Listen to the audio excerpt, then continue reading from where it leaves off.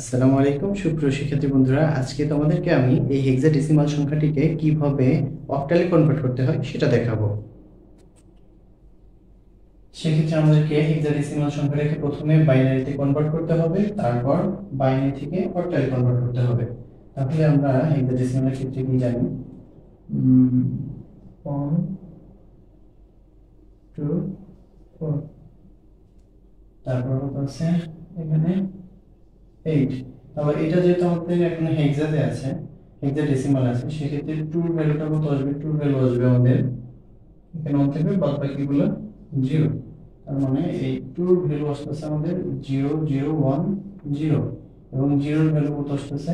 সবগুলা 0 0 0 0 0। আচ্ছা, এবং আমাদের 7 এর ভ্যালু কত আসবে? 7 এর ভ্যালু আসবে এটা 1, এটা 0 1 1 1। আচ্ছা, পরে আছে পয়েন্ট, পয়েন্টের ভ্যালু কত হবে? 0.5, 5 এর ভ্যালু আসবে এই দুইটা 1 বলতে এগুলো 0। তাহলে কত আসতেছে? 5 এর ভ্যালু আসতেছে 0 1 0 1। তারপর আসতেছে কত?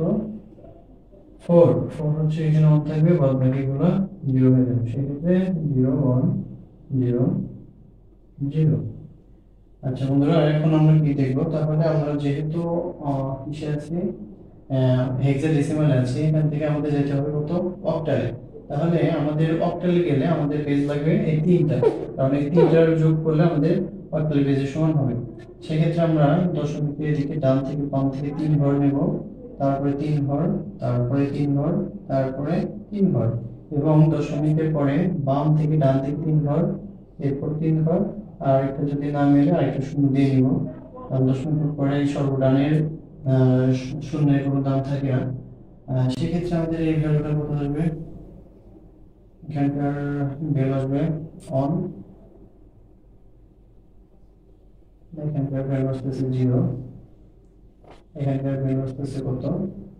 0, এবং এটার ভ্যালু আসতেছে আমাদের 7 পয়েন্ট, এটার ভ্যালু আসতেছে আমাদের 2, এটার ভ্যালু আসতেছে আমাদের 5, এবং এটার ভ্যালু আসতেছে 0। আচ্ছা, তাহলে আমরা কি পাইলাম? আমরা পাইলাম আমাদের হেক্সাডেসিমাল যদি কত হয়? 207.54।